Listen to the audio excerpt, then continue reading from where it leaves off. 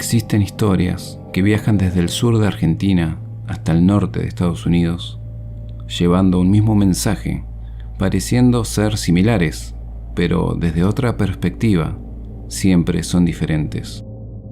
Hoy les vamos a contar una historia totalmente particular. Y hablo en plural porque justamente nos va a acompañar alguien muy especial. ¿Cómo están, amigos? Soy Andrés del canal Nerbustrack. Tal vez algunos ya me conozcan. Hoy, junto a Penumbria, los invito a conocer una leyenda tremenda y que no solo la encontramos en Argentina, sino también en toda Latinoamérica. Quédate hasta el final porque en este video y de principio a fin te vas a sorprender.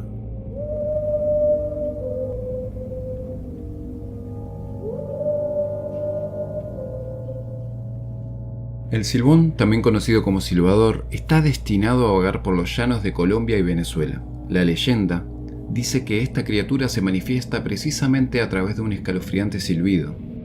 Cuando este silbido se escucha muy cerca, significa que el ser se encuentra lejos. Pero cuando el silbido se percibe muy lejos, a la distancia es cuando más miedo hay que tener porque se encuentra tan cerca que tu vida puede correr peligro. El silbón tiene una gran altura y los dichos de la gente dicen que su rostro es cadavérico. Sobre su espalda carga una bolsa con los restos óseos de su difunto padre, que él mismo mató. Pero, ¿por qué esta entidad está obligada a vagar con los restos de su padre a cuestas? ¿Qué hizo para merecer semejante maldición? ¿Cómo logramos evitarlo? Para responder estas preguntas, logramos conseguir testimonios que se los estaremos contando en este video. Pero primero, comencemos con su tétrica historia.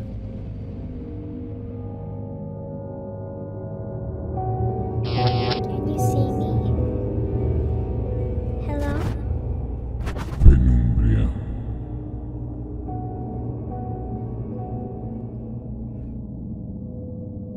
Según la tradición oral, la leyenda de este ser se remonta a mediados del siglo XIX en las vastas llanuras de Guaranito, en el estado de la Portuguesa, en Venezuela.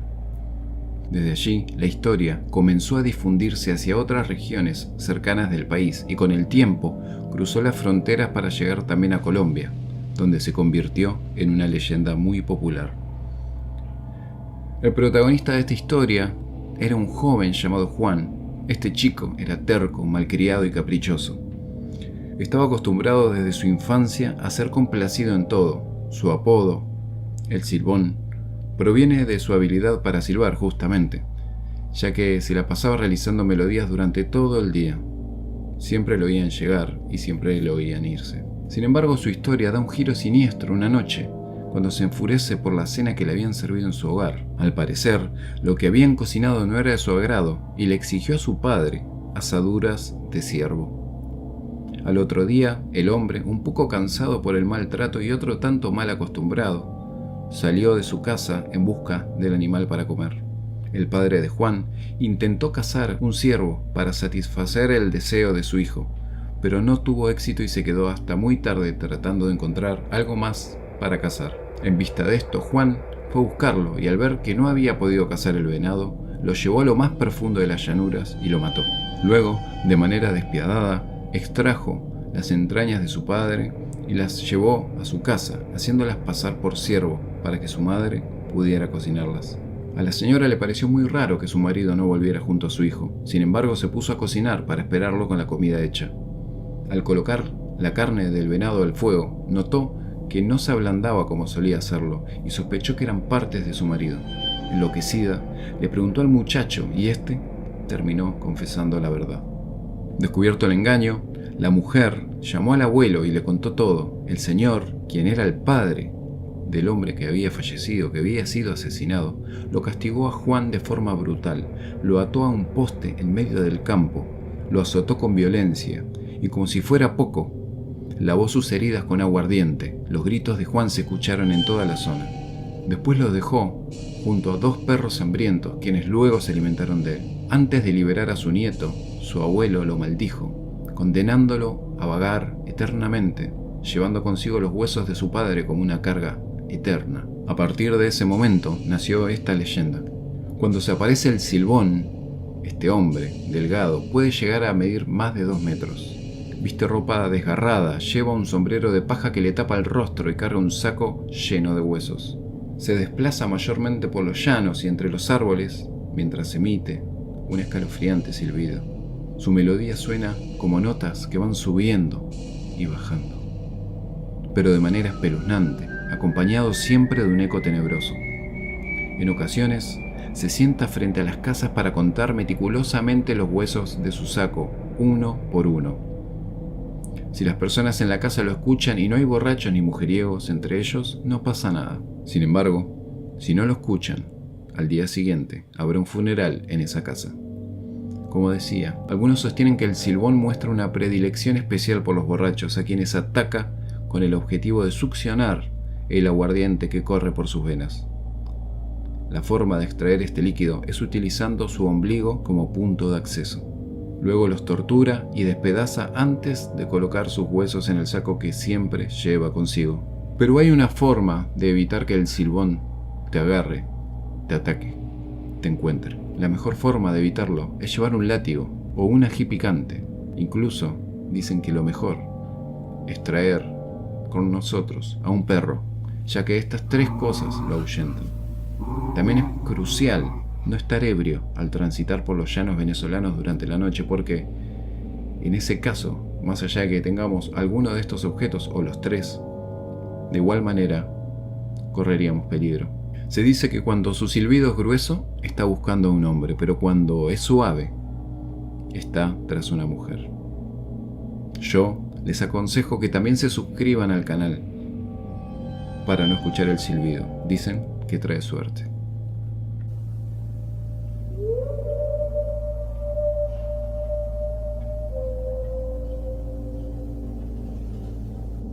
Esta experiencia que voy a contarte no me pasó solo, y creo que es lo más importante porque en cierta forma demuestra que muchas leyendas del campo, esas que se van pasando de boca en boca, por más que nos cueste creerlas, son totalmente reales.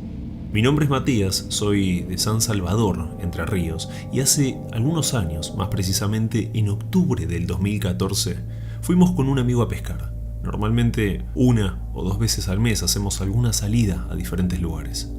Jamás nos había pasado nada, a pesar de estar toda la noche en sitios totalmente desolados, pero ese sábado fue diferente.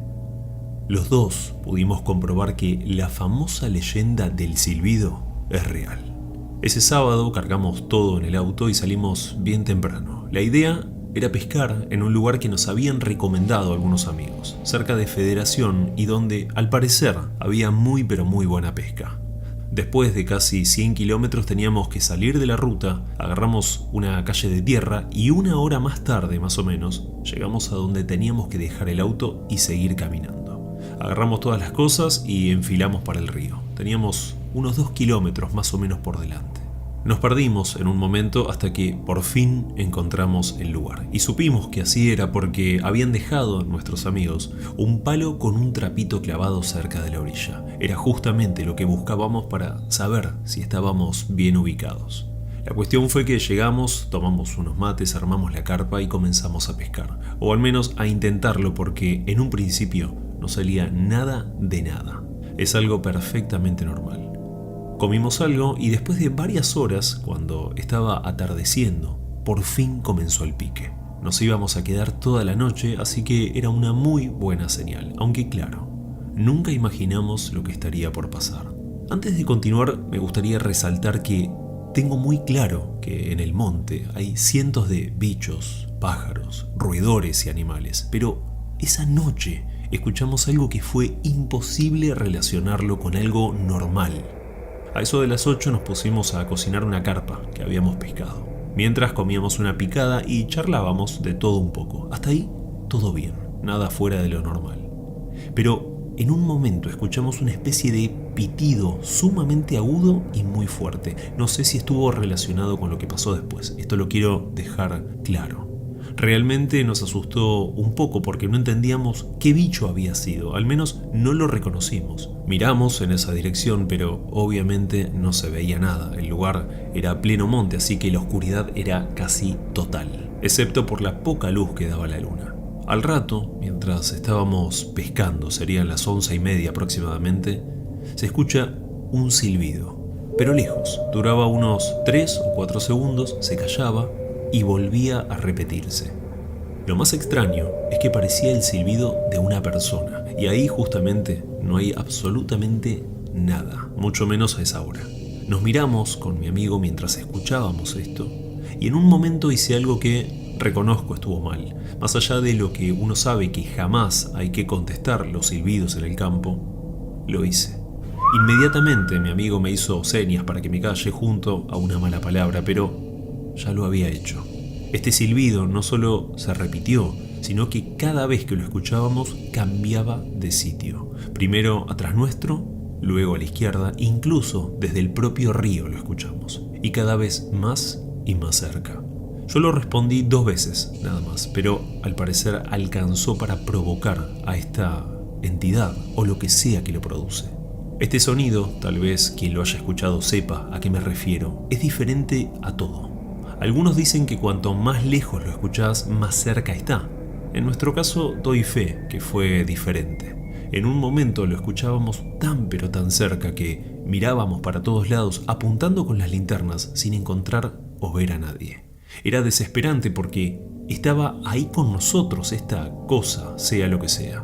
Mi amigo es creyente y se puso a rezar mientras estaba agachado. Yo en cambio me quedé inmóvil esperando saber qué hacer. Y sin pensarlo, cuando lo escuché otra vez, bastante grave en ese entonces, grité: ¿qué querés? En ese momento pasaron 2 cosas. Primero sentí este sonido de una forma envolvente, como si estuviese dentro de mi cabeza. Era algo increíble. Y también sentí en mi espalda algo que me empuja hacia adelante, con tanta fuerza que me termino cayendo al piso. Estaba aterrado. Me quedé tirado mirando el pasto sin moverme y escuchamos cómo este silbido se repetía una y otra vez, pero poco a poco se alejaba. Por suerte no pasó más nada.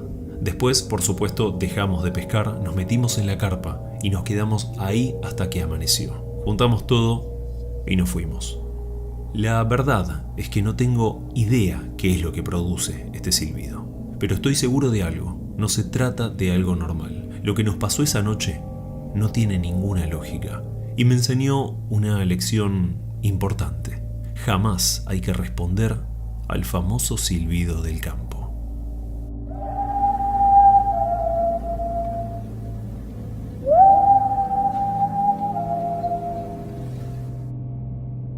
De hecho, yo tuve muchas pesadillas con ese personaje cuando era niño, porque las anécdotas que nosotros escuchábamos eran cosas que la gente alegaba como reales, pues.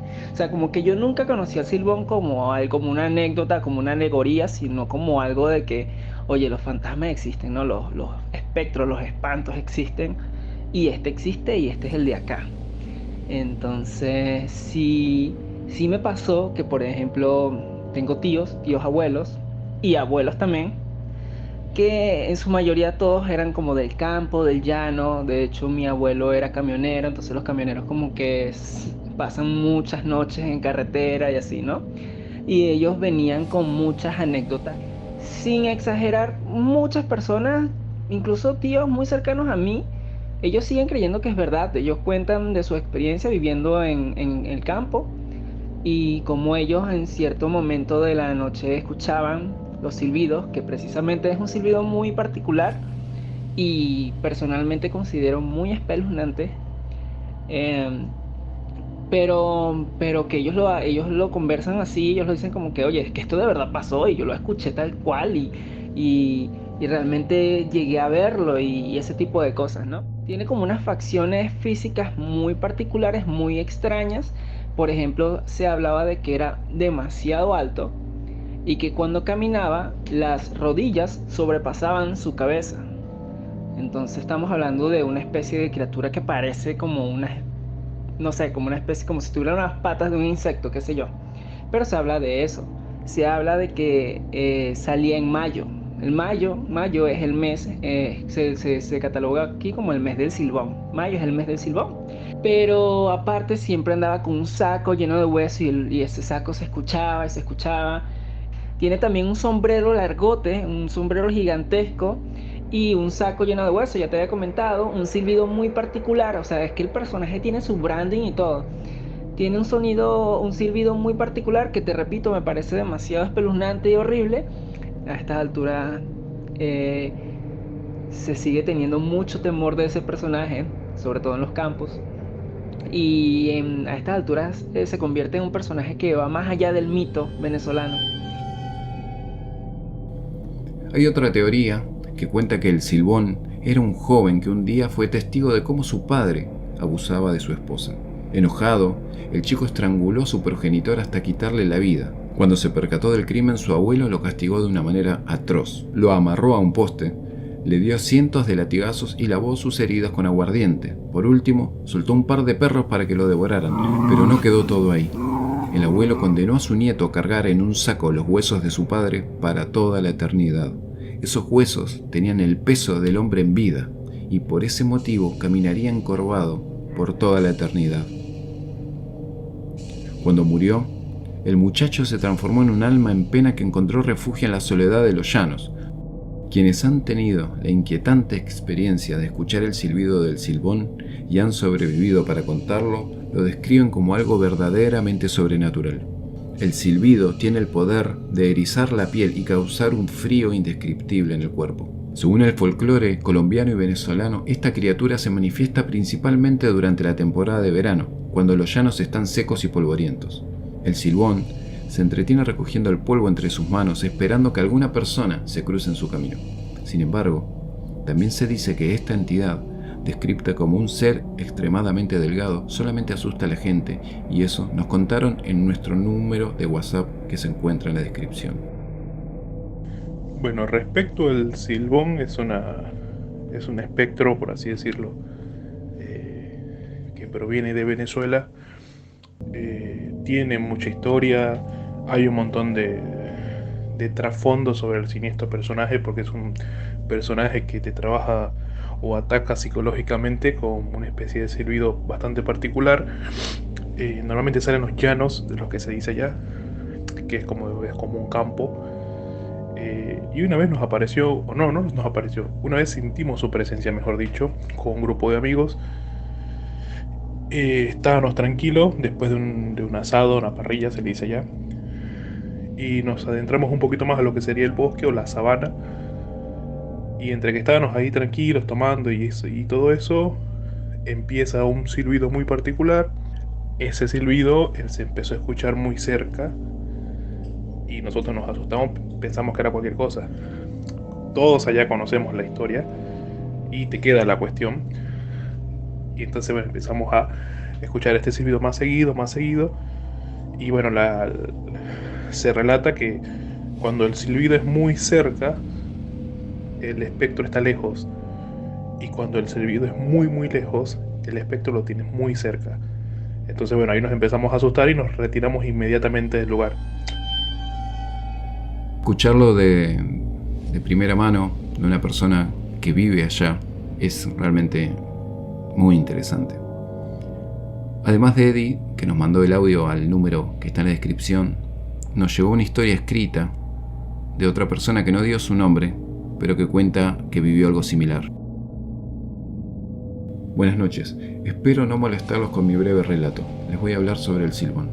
Soy de Venezuela y el año pasado, a la edad de 18 años, me fui de viaje a la finca de mi papá en el estado de Aragua. Llegamos al pueblo donde se encontraba la finca y comenzamos a tomar algunas cervezas ya que hacía muchísimo calor. Habíamos llegado a eso de las 2 de la tarde y volvimos a la casa recién antes de cenar, cuando ya no quedaba luz del sol. Entramos a la casa y minutos después mi primo, quien estaba allí como encargado, nos contó sobre lo que había escuchado aproximadamente una hora antes. Había oído unos silbidos detrás del corral de los animales.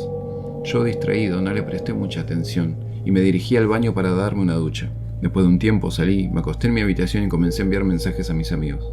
De repente mi papá irrumpió en la habitación asustado y empuñando un revólver. Me dijo que no sabía qué había afuera, pero que igual estaba dispuesto a dispararle. Aterrado pensé que nos estaban intentando robar. Me levanté de un salto y salí de la habitación, pero no vi nada extraño ni escuché ningún ruido sospechoso. Mi papá me dijo que había oído el Silbón, pero yo no le creí del todo. Él siempre está pensando en esas leyendas del pasado por culpa de mi abuelo.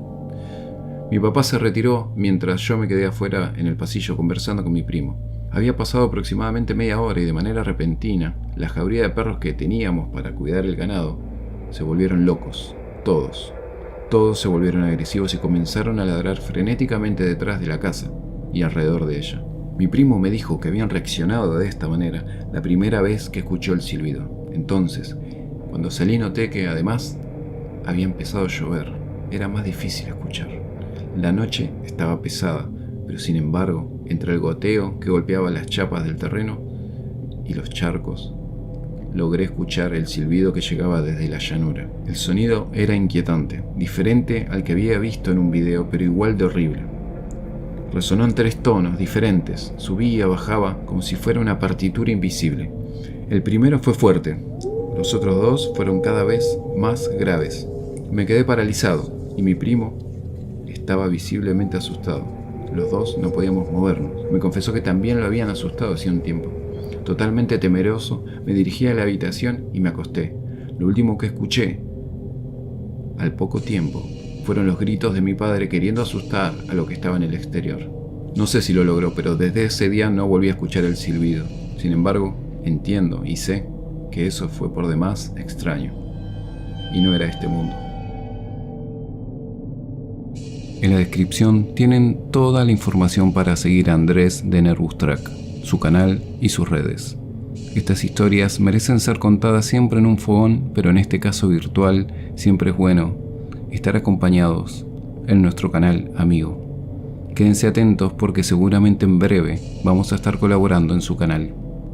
Los dejamos con un video que se hizo viral al escuchar el silbón. Espero que les guste y los leemos en los comentarios a ver si lo creen, si es verdad, si lo han escuchado ustedes y si conocen otra leyenda similar que hable de esto. No olviden suscribirse. Nos vemos en el camino.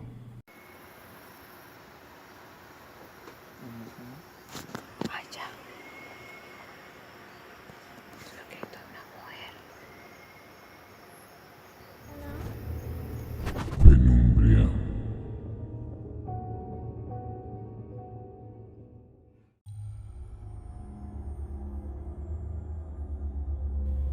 ¿Es verdad que antes del chupacabras hubo otra criatura similar? ¿Qué hay de cierto en eso?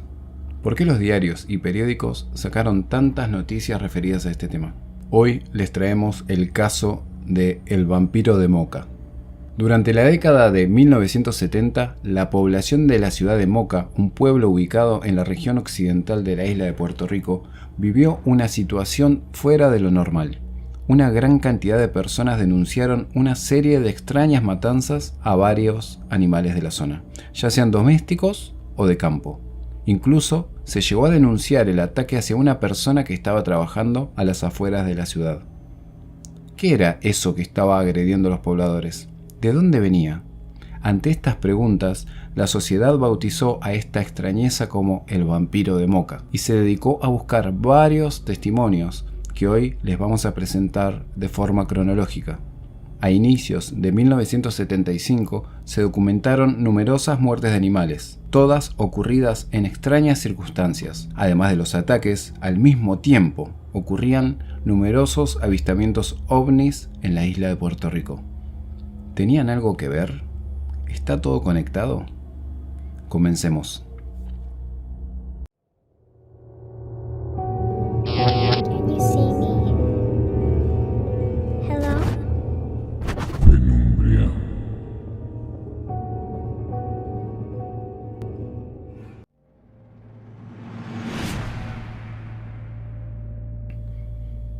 Las primeras muertes documentadas ocurrieron el 25 de febrero de 1975 en Moca.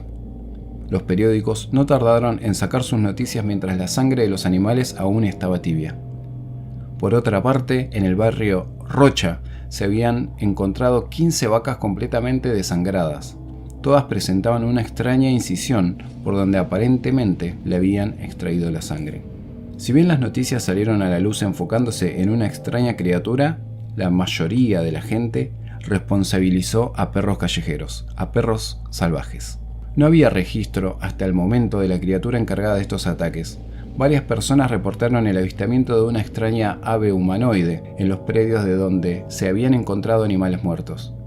Supuestamente, y según la descripción de varios testigos, el ave tenía 2 grandes y filosos colmillos que salían de su pico. Sin embargo, no todas las descripciones concordaban. Algo había diferente en cada una de ellas, pero siempre coincidían en que había una bestia que estaba atacando. Con la llegada de un nuevo mes, más precisamente el 7 de marzo, en el barrio Cruz se hizo el macabro hallazgo de un cadáver de otra vaca. Pero había algo diferente. Estaba en peor estado que las anteriores. La víctima carecía por completo de sangre y presentaba una incisión profunda en su cráneo, además de numerosos arañazos en todo el cuerpo. Cuando los medios de comunicación se hicieron eco de la noticia, una mujer residente en la zona afirmó haber presenciado la noche anterior a un ser extraño. Otros testigos aseguraron haber visto al mencionado vampiro erizar sus cartílagos dorsales a modo de alas para hacer vuelos cortos, dando luego en tierra pequeños saltos como si fuese un canguro. Otros afirmaban que era más bien un murciélago gigante con el cuerpo repleto de pelos negros. Una semana después, todas las sospechas apuntaron hacia otro lugar. En ese momento, la teoría inicial de que las muertes eran causadas por una criatura voladora desconocida fue reemplazada por un rumor intrigante. En él se insinuaba una posible relación entre las muertes de los animales y la presencia de seres extraterrestres. Un poblador de nombre Luis Torres, que regresaba a su hogar acompañado por sus hijos durante la noche, afirmó haber avistado en el cielo unas luces inusuales de colores que sobrevolaban uno de los campos donde se habían encontrado los animales sin vida. Los ataques no menguaron, sino todo lo contrario. El 15 de marzo, un granjero reportó una nueva masacre. 34 gallinas habían caído víctimas del denominado vampiro de Moca. Las aves no tenían sangre, ni una gota. Para ese entonces, desde que había sucedido el primer ataque, los animales muertos ascendieron a más de 100. ¿Recuerdan que hace poco hablé de un tal Luis Torres y las luces de colores? Bueno, días más tarde, para ser más preciso, el 17 de marzo, afirmó haber descubierto los causantes de las muertes. Eran muy diferentes a las luces de colores que él había dicho. En un sorprendente giro de los acontecimientos, había capturado 2 serpientes que medían entre 1 metro y 1,80 m de largo, justo antes de que éstas atacaran a un novillo. Aunque los medios de comunicación y las autoridades concluyeron que todas las muertes se debían al ataque de estas serpientes, los entusiastas de lo paranormal encontraron que esta explicación no podía abordar adecuadamente el enigma que rodeaba estos incidentes. Además, no se habían encontrado señales de constricción ni de veneno en ninguno de los más de 100 casos de asesinato ganadero. Tampoco había rastro de animales desaparecidos ni cadáveres que mostraban signos típicos de depredación, salvo la misteriosa pérdida de sangre a través de pequeñas perforaciones. Por este motivo, contactaron al Dr. Juan Rivero, un destacado herpetólogo de la Universidad de Puerto Rico, quien tras examinar los casos concluyó que la muerte de las aves, cabras y vacas no fue causado por ninguna serpiente. A raíz de esto, el 22 de marzo, el senador Miguel Deines Soto, presidente de la Comisión de Agricultura del Senado, visitó la zona de Moca acompañado de un fiscal y descartaron la posibilidad de que las serpientes pudiesen haber causado los ataques. Días después, el comisario de policía Astol Calero Toledo declaró: "No creo en los vampiros, aunque no puedo explicar a los periodistas la causa de las muertes". Y justamente los periódicos de aquella época no perdieron el tiempo y continuaron con el amarillismo en su máximo esplendor, pero también sacando noticias muy particulares. Incluso llamaron a un parapsicólogo, quien luego terminó dando un testimonio en los periódicos zonales. Ese periódico lo van a poder ver al final del video y también en la pestaña de comunidad de este canal. Más que nada para que lo puedan leer con tranquilidad y puedan analizar lo que él dice fehacientemente. Así como variaban las víctimas, también lo hacían las teorías. El 18 de marzo de 1975, Héctor Vega, un criador de cabras, hizo un hallazgo particular en su campo. Allí encontró a 2 de sus animales con sangrado y una extraña herida en el cuello. A la noche siguiente, 7 cabras fueron encontradas desangradas y otras 9 presentaban heridas. Para la mañana siguiente, 10 cabras más habían desaparecido sin dejar rastro. Lo más intrigante era que cada animal que había fallecido en su terreno tenía 2 heridas circulares en el cuello, separadas una de otra por aproximadamente 5 centímetros. A pesar de que llamaron a un veterinario y este aventuró que esas heridas podían haber sido causadas por perdigones de escopeta, el escenario no logró convencer a los seguidores de lo paranormal. El enigma se profundizó en la finca de Héctor Vega, ya que 4 vecinos más afirmaron haber sido testigos de un acontecimiento verdaderamente extraordinario, la fatídica noche de las muertes. Un objeto luminoso de forma circular se desplazaba a altitudes inusualmente bajas y se dirigía hacia la finca en cuestión. Los testigos afirmaron que este objeto empezó a descender, revelando la presencia de un ser de baja estatura que se hallaba próximo al suelo. Luego se elevó y desapareció. El 25 de marzo de 1975 marcó un antes y un después en la misteriosa serie de eventos que rodearon los incidentes de Moca. Juan Muñiz, quien regresaba a su hogar a las 10 de la noche luego de un arduo día de trabajo como obrero de la construcción, se hallaba en un camino que atravesaba los cultivos de caña de azúcar. En ese instante notó un inusual movimiento en la densa vegetación que acompañaba las calles de tierra, apenas iluminadas por la luz de la luna. Según su testimonio, a escasos metros de él, una criatura alada emergió de entre los cultivos y se plantó en medio del camino, bloqueando su paso. Según él, el animal era más grande que un ganso, con lo que parecían ser plumas puntiagudas, con un cuello ancho y largo. Sorprendido y atemorizado, Juan agarró algunas piedras y se las arrojó con la esperanza de que la criatura se retirara. Sin embargo, en lugar de retroceder, la criatura desplegó unas enormes alas y se abalanzó hacia él, emitiendo un espeluznante chillido. Esta criatura presentaba la piel como un reptil donde no tenía plumas, el tono era gris y su cuello era largo. Cuando desplegó sus alas, incluso parecía más extenso que al inicio. En medio del pánico, el hombre corrió y buscó refugio entre la maleza antes de llegar a una casa cercana, donde los vecinos lo encontraron visiblemente aterrado.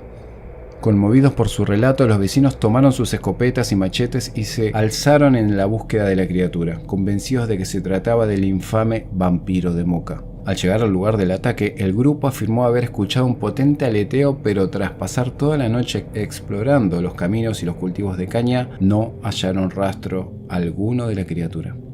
Para finales del mes de marzo, los informes de avistamientos de una gigantesca ave de color gris claro se multiplicaron en toda la región. Los diarios se inundaron con relatos de testimonios que afirmaban haber visto esta extraña ave atacar a otros animales y drenarles la sangre. Al haber tanta información pública, el relato llegó a Mildred Caban, una técnica en radiación, quien, al presenciar el lugar de los hechos, notificó el descubrimiento de radiación en múltiples puntos de Moca. Estos lugares radioactivos coincidían con los sitios donde habían encontrado los animales muertos.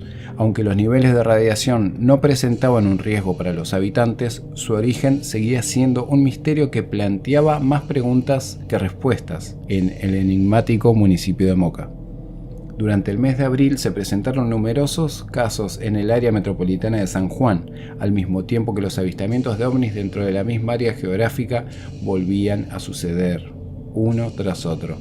Sin embargo, hubo un caso que llamó la atención de toda la zona. Este caso, por demás llamativo, dentro de esta ola de ataques, ocurrió el 6 de abril de 1975 en el condominio residencial Los Ángeles, en las afueras de Isla Verde, en Carolina, Puerto Rico. Uno de los inquilinos, el empresario Buenaventura Velo o Bello, se despertaba todas las mañanas con el graznido de 18 gansos que vivían en su patio trasero. Al salir el sol, los pájaros comenzaban a hacer un ruido intenso y solo se detenían cuando Velo bajaba a la pajarera para alimentarlos. Esa mañana se despertó sobresaltado, dándose cuenta de que el sol ya estaba iluminando su habitación y de la presencia de un silencio inquietante. Cuando comprobó el motivo de tal silencio, encontró a sus animales muertos. Sus cuerpos estaban alineados formando un círculo sobre la hierba. Al revisar los cuerpos, encontró que cada uno de ellos tenía una herida circular, Alrededor de los agujeros las plumas habían sido quitadas y todas las aves estaban aparentemente estranguladas. Uno de los gansos fue encontrado en el patio trasero de la casa vecina. Justamente ese animal, a diferencia de los demás, tenía la parte superior completamente cortada. Belo era dueño de un perro pastor alemán que vigilaba el lugar. Siempre ladraba y atacaba a las personas y animales que ingresaban a la propiedad sin permiso. Sin embargo, esa noche el perro permaneció en absoluto silencio y mostró un comportamiento atípico que duró varios días. Asustado por el hecho, Belo se comunicó con las autoridades policiales que llegaron al lugar minutos después. Avanzada la investigación, recomendaron que nadie se acercara al lugar, informándoles que un equipo especial de San Juan se haría cargo del caso. Este grupo, que no se ha identificado oficialmente, acudió con equipos especializados. Sus miembros llevaban trajes especiales y máscaras antirradioactivas. En el transcurso de 2 horas examinaron el lugar y los cuerpos. Este grupo también advirtió a los residentes que no se acercaran a la escena del crimen y luego abandonaron la finca. Poco después, otro equipo llegó al lugar para recoger los cuerpos de los animales. Durante las semanas posteriores, hombres vestidos de civil montaron guardia frente a la residencia del señor Belo. Uno de ellos le advirtió al propietario que se alejara, ya que existía la posibilidad de contaminación con elementos tóxicos y radioactivos. A pesar de eso, se mostró reacio a abandonar la zona porque ese era su hogar. Poco menos de un mes después, el perro de Belo comenzó a mostrar síntomas de debilidad, mostrando anemia apática y profunda pérdida de apetito. El veterinario que lo atendió le diagnosticó un cáncer avanzado y le aconsejó a Belo que le practicara la eutanasia. Asustados por el hecho, Belo decidió mudarse. Uno de sus vecinos, Don Celio Hernández, de 65 años, perdió alrededor de 35 pollos en el transcurso de varias noches, posterior a su mudanza. En la última ocasión pudo ver a un animal peludo parecido a un perro corriendo hacia la montaña y sin producir ningún sonido. Más tarde declaró que nunca había visto a un animal así. Don Celio Hernández, meses después, falleció a causa de un cáncer terminal. En julio se volvieron a producir muertes de animales en las cercanías de Moca. En general, los casos casi siempre tenían las mismas características. Las muertes de los animales ocurrían siempre por la noche. En casi todos los casos, el dueño de los animales, incluso durmiendo cerca de ellos, no escuchaba nada. Ni una alarma, ni un pedido de auxilio, ni un graznido. Nada. En algunos casos, el propietario llegó a escuchar un grito agudo, un pitido, pero nada más que eso. Las muertes de los animales parecían deberse a las heridas recibidas en sus cuellos y cráneos, aunque en otros casos estas heridas eran insuficientes para causar la muerte. Por este motivo, las heridas que aparecían en los animales formaban un patrón, ya que parecían haber sido producidas por algún tipo de instrumento punzante. Además, variaba dependiendo del animal. En las aves tenían el diámetro de 6 milímetros y en el caso de las cabras superaba los 2 a 3 centímetros de diámetro. La penetración de la herida variaba en muchos casos, pero sobre todo era curioso notar que no había ninguna gota de sangre alrededor de la herida. Parecía cauterizada, como si el instrumento que la producía extrajera al mismo tiempo toda la sangre. Como ya adelantamos, también los animales, en la gran mayoría, tenían el cuello completamente roto. En varios casos, las muertes fueron selectivas, es decir, en corrales donde había otras aves o animales, solo una especie murió y las demás resultaron ilesas.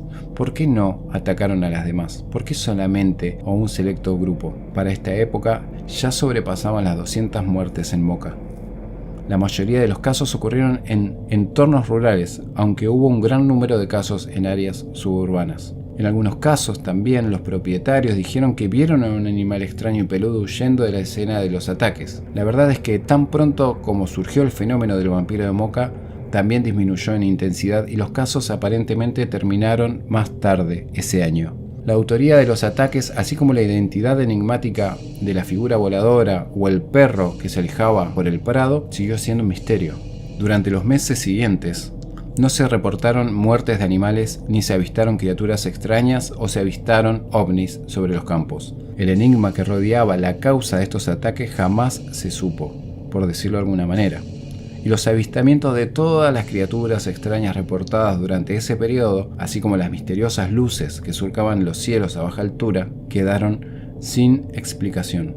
En la actualidad, persisten 2 teorías en torno a estos eventos. La primera sugiere que podría haber sido un acto vandálico perpetrado por una secta o una pandilla, aunque sigue siendo un misterio cómo llevaron a cabo las matanzas. La segunda teoría fusiona las extrañas posibilidades previamente mencionadas en una sola explicación intrigante. En 1975, la región de Moca pudo haber sido objeto de experimentos llevados a cabo por una inteligencia no terrestre que liberó diversas criaturas salvajes procedentes de otros mundos con motivos desconocidos, así como también una gran cantidad de radiación en la zona. El vampiro de Moca, o mejor dicho, los vampiros de Moca, como se los conoce a los responsables de estos ataques, se convirtieron en una parte inolvidable de la historia del municipio y de otros pueblos de Puerto Rico. Tras la cobertura en algunos medios locales, la leyenda se fue apagando y la noticia desapareció. Muchos pensaron que aquello había sido una exageración y que la imaginación de algunos les estaba haciendo una mala jugada. Por ese motivo se olvidaron del asunto, pero no por mucho tiempo. Vale aclarar que hasta el día de hoy en Puerto Rico siguen habiendo ataques similares a los que escucharon en este video. Pero a inicios de los años 90, todo volvió a surgir con una criatura evolucionada que atacaba de la misma manera. Claro que sí, estamos hablando del nacimiento del chupacabras. Pero para este ser vamos a dedicarle un video especial, una investigación que merece su tiempo. ¿Les gustaría? ¿Tienen ganas de un especial del chupacabras? Los leemos en los comentarios. Entre las historias que se cuentan de boca en boca, especialmente en los parajes rurales y a través de generaciones, hay una que es especial. En este video vamos a contarte dos experiencias que, a pesar de ser muy diferentes, tienen un origen en común. Dos encuentros con una criatura que se describe de manera particular, pero que recibe el mismo nombre. Una de ellas, vividas por un niño de 10 años que incluso mucho tiempo después no logró superar el aterrador ataque de este ser desconocido. Pero las cosas no quedarían ahí. La criatura logró aterrorizar a todo un pueblo hasta el punto que debieron intervenir las fuerzas del orden. La otra historia pertenece a un hombre de campo, un trabajador de la cosecha en Chile, que creyó socorrer a un indefenso pequeño y se encontró cara a cara con una criatura del más allá. Popular en la zona cuyana argentina hacia el centro del país y también en algunas regiones de Chile. Hoy vamos a contarte cómo fueron estos encuentros con el ente conocido como el Uñudo. Can you see me? Hello? Penumbria.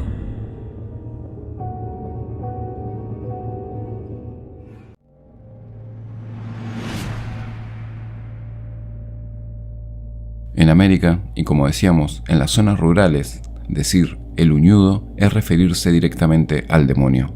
Los encuentros con criaturas que luego se identificaban como el Uñudo son fugaces, aterradores, confusos.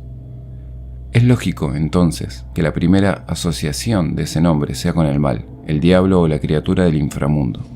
Pero el caso del Uñudo es particular porque de esta idea general de que se trata del diablo han surgido descripciones muy específicas.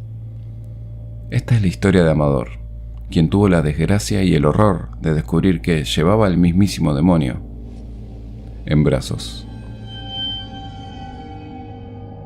En la década del 80, Amador Torres Contreras trabajaba en la zona de Curicó, en la región del Maule. Allí se encuentran algunas de las mejores bodegas de Chile y, por supuesto, enormes extensiones de viñedos. Esto es en la zona central de Chile, donde el clima es ideal y se corresponde más o menos con la provincia de Mendoza, al otro lado de la cordillera, en Argentina. Amador era uno de los tantos peones que realizaban tareas varias entre las infinitas hectáreas de vides. El trabajo de peones y puesteros es una responsabilidad de 24 horas, por lo que no es raro que Amador regresara a su casa con las últimas luces del día y a veces todavía más tarde. Fue una noche de 1982 cuando, después de terminar sus tareas en el viñedo que estaba a 3 o 4 kilómetros de su puesto, regresaba a pie por un camino de tierra. Por supuesto que no había alumbrado público ni nada que se le pareciera. El camino era una huella blanca bajo la luz de la luna, y aunque no tenía dificultades para ver, tampoco podía apreciar muchos detalles. Fue cuando estaba más o menos a mitad de camino cuando escuchó algo al costado del sendero. Fue un movimiento rápido entre los pastizales, algo totalmente normal en una zona despoblada. Había muchos animales pequeños que recorrían esas zonas, sobre todo por la noche. Pero fue apenas un instante después que Amador se dio cuenta de que no era una situación normal, ya que un gemido surgió de las sombras, un gemido que en pocos segundos se convirtió en un lamento que le heló la sangre. Se quedó paralizado, pero unos segundos más tarde, sus emociones pasaron del terror a la preocupación. Ese lamento ya no era desconocido, se trataba del llanto de un bebé. El primer desconcierto dio lugar a la preocupación. Alguien, al parecer, había dejado un bebé abandonado en la mitad de la noche. Amador se metió entre los pastizales, siguiendo el llanto, y no tardó en distinguir la pequeña figura envuelta en trapos sobre una piedra plana. Sin dudarlo, lo levantó, se lo apretó contra el pecho saliendo al camino y retomó su rumbo. Pero solo anduvo unos cuantos metros cuando el gimoteo cesó de repente. Amador bajó la vista hacia el bebé pensando que se había quedado dormido. Pero no fue eso lo que vio. El bebé lo miraba fijamente, pero aún bajo la luz tenue de la luna pudo darse cuenta de que no era algo normal.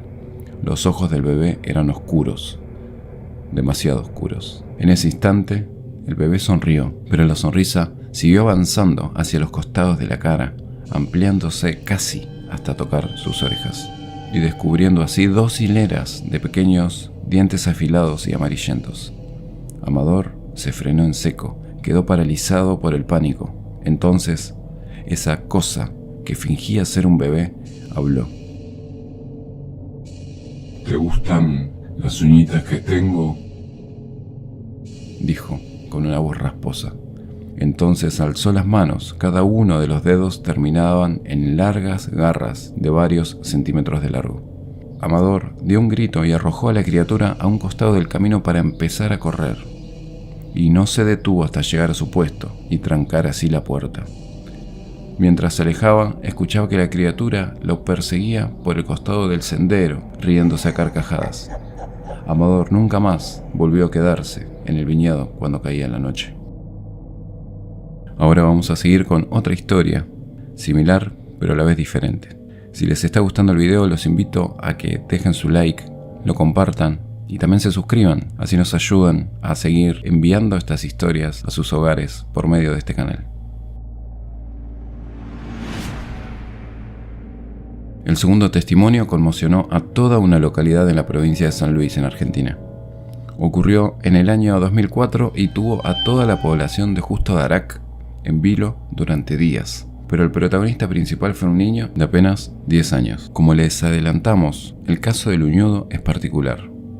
Aunque en el testimonio de Chile se le da ese nombre a la criatura que aparenta inteligencia, lo que ocurrió en Justo Darac parece apuntar a otra clase de entidad. Los rumores comenzaron lentamente. Varios pobladores habían visto a una criatura desconocida, similar a un canguro, pero también con algo de humano.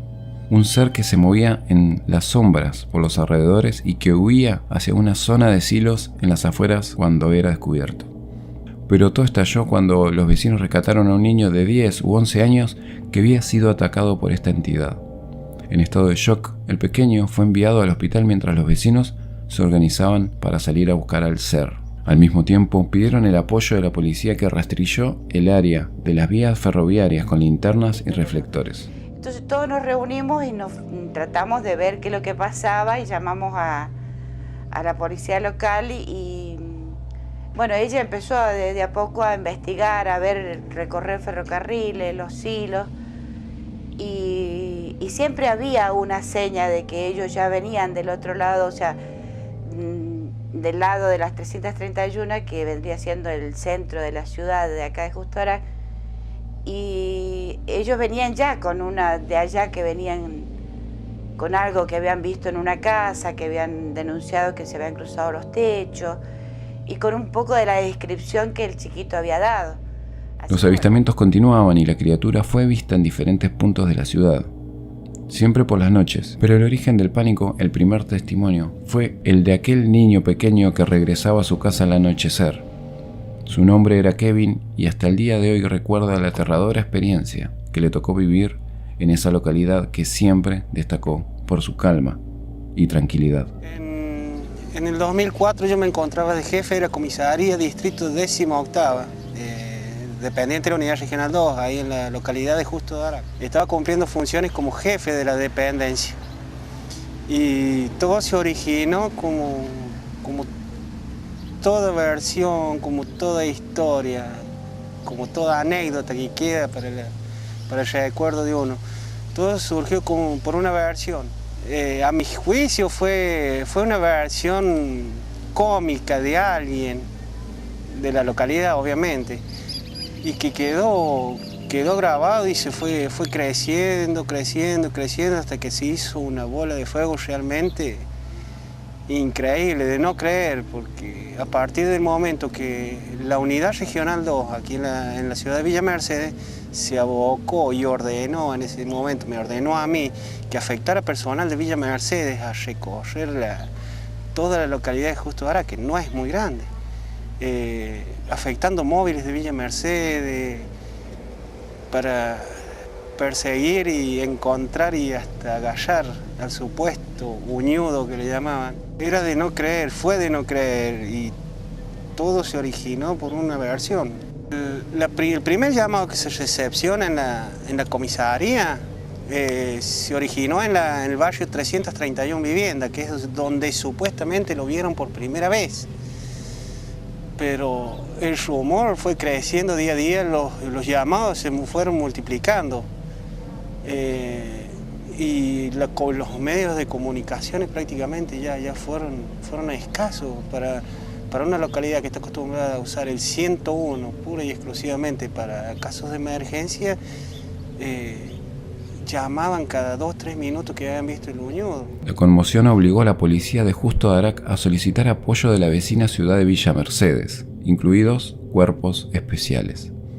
Los rastrillajes continuaron y los avistamientos también, pero el uñudo era esquivo y parecía aparecer donde menos se lo esperaba para desaparecer en cuestión de segundos sin dejar rastros. Bueno, yo venía de comprar, fui a comprar al otro lado, venía bajando la pasarela. Y acá en el bordito veía un bulto que se movía. Yo no sabía lo que era. Y empecé a llegar acá al bordo y se empezó a mover más. Y llego acá al alambre y me asustó de atrás, me agarró. Y agarré y empecé a correr. Ya a 200 metros como que me abataté, no podía correr. Y me asusté, ahí me puse más nervioso todo.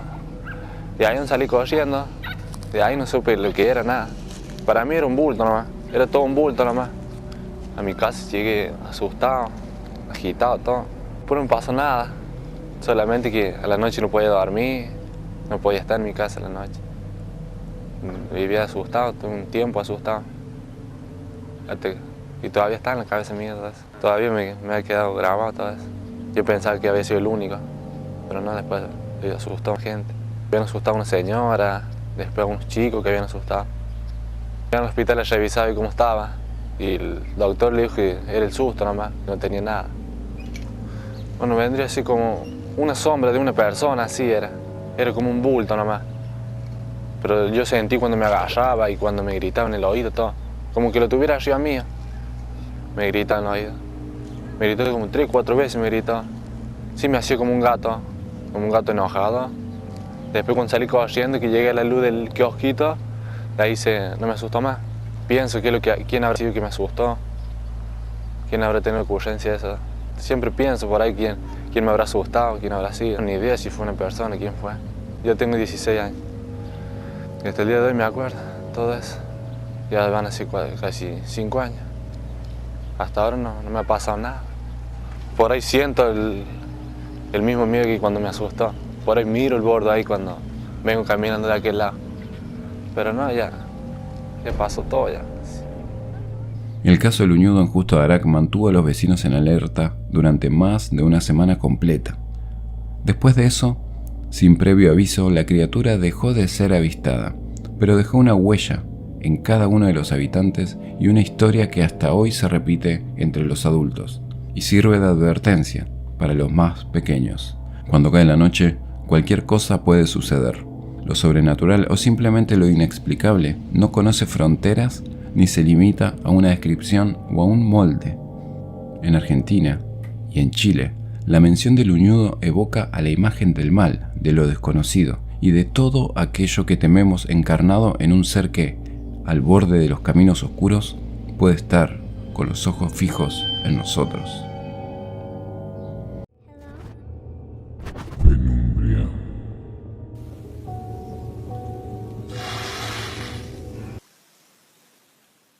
En todo el mundo existen historias de criaturas sobrenaturales, o al menos desconocidas por la ciencia, que habitan en el agua o cerca de ella.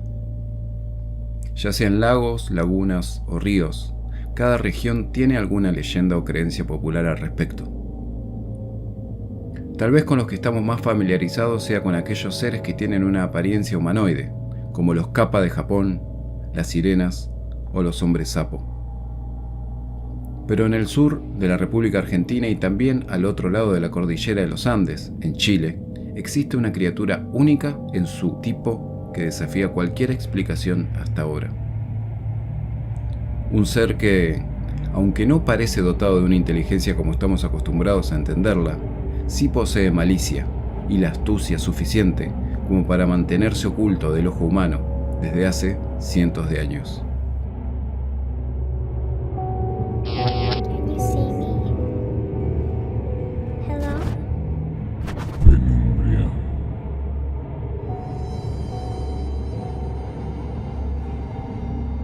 Llamado el cuero vivo, el cueros o cuero de agua. La apariencia poco común de este ser ha fascinado por igual a folcloristas, biólogos y curiosos de lo extraño en general. Aunque puede habitar en cualquier costa, incluso la del mar, se dice que prefiere las lagunas pequeñas y oscuras. Se lo conoce desde antes de la conquista española. Su nombre indígena es Terelquehuecubu, aunque la palabra se ha adaptado a lo largo de los años. Habitualmente se lo conoce en la Patagonia Argentina como Trelquehuecufe. Este nombre proviene de las palabras mapuches trulque, que significa cuero, y huecubu, una palabra que identificaba a los espíritus malignos. El cueros es una criatura extraña, con una forma muy poco frecuente entre los críptidos acuáticos. Se lo describe como una criatura plana, de ahí su nombre. Se parece a un cuero de vaca, pero de varios metros de superficie. Sale de las aguas y se entierra en la arena de la costa, quedando totalmente camuflado y a la espera de su víctima. Todo el borde de su cuerpo está erizado. Esas son garras filosas, y aunque son muy pocos quienes dicen haber visto algo como una cabeza, los escasos testimonios al respecto coinciden en algo. La cabeza es un nudo de tentáculos con forma de tenaza, con dos largos ojos similares a los de los caracoles. Estos ojos son rojizos y saltones, pero no parece necesitarlos para cazar. De hecho, muy pocas veces deja ver algo más que su engañosa superficie, que se parece a un inofensivo cuero de animal. Apenas alguien coloca un pie sobre su cuerpo enterrado en la arena, el cueros se pliega, envolviendo a su presa y clavándole las garras para inmovilizarlo. Entonces, con su víctima cautiva dentro de su cuerpo, rueda hacia el agua y se sumerge para devorarlo con la gran boca que tiene en el centro. Esta boca es parecida a una ventosa, ya que el cueros no está interesado en la carne, sino en la sangre de su víctima. Una de las historias más famosas viene de Chiloé, en el país trasandino. Este relato habla de una mujer que fue con su hija, que era apenas una bebé, a lavar la ropa a la orilla del río. Buscando un lugar para dejar a la niña mientras hacía su trabajo, vio sobre una piedra un cuero de vaca limpio y tibio a causa del sol. Sin pensarlo dos veces, la mujer dejó a la bebé sobre esa roca plana, pero apenas logró alejarse unos pasos, vio horrorizada cómo el cuero daba un salto y se cerraba sobre la niña, formando una especie de capullo que de inmediato rodó hacia el agua y se sumergió. Nunca encontraron el cuerpo de la pequeña. Una costumbre común es armar trampas para deshacerse de esta criatura. Se trata de bolas trenzadas de ramas de calafate, un arbusto de espinas muy largas y duras. Cuando el cuero se envuelve las trampas y trata de devorarlas, es atravesado por las espinas y muere lentamente para ir a perderse en las profundidades del agua. También suele convocarse a un hechicero o chamán para que contrarreste el influjo maligno del cueros, pero esto pertenece a la tradición mágica, porque hay quienes consideran que el cueros tiene un origen diabólico y está relacionado directamente con el mundo espiritual. Pero hay quienes piensan que se trata de un ser auténtico, inexplicable, pero indudablemente biológico. Cualquiera que sea la verdad, desde muy pequeños, los habitantes de la zona de lagos y lagunas son advertidos del peligro del cueros. Ahora sí, nos vemos en el camino.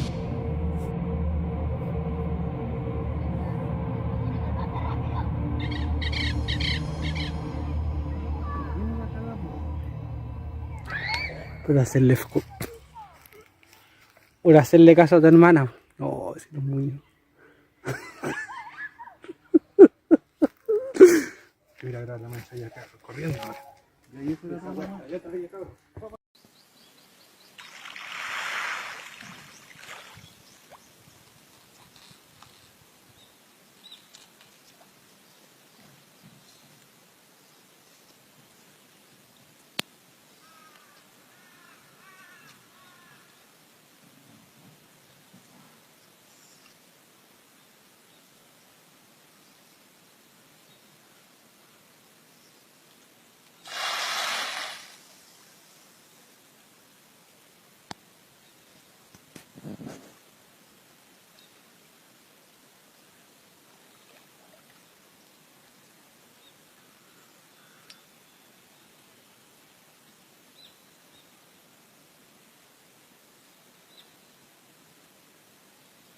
No, si ese... La mierda. Si ese Ahí, dice... ¿A dónde? Ahí, weón. Ah, ahí está. Miren cómo sale eso debajo del agua. Ahí se están produciendo las burbujas, mira.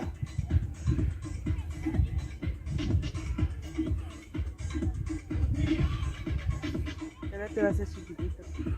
No, si todo es siempre igual.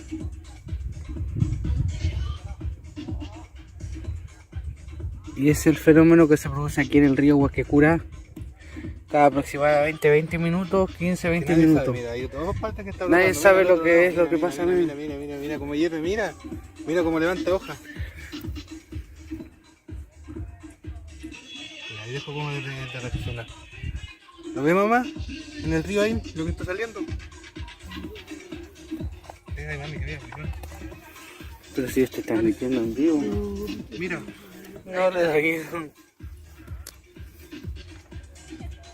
Espérate nomás que yo te filmo. Mira cómo hierve el agua. Está mirando para allá.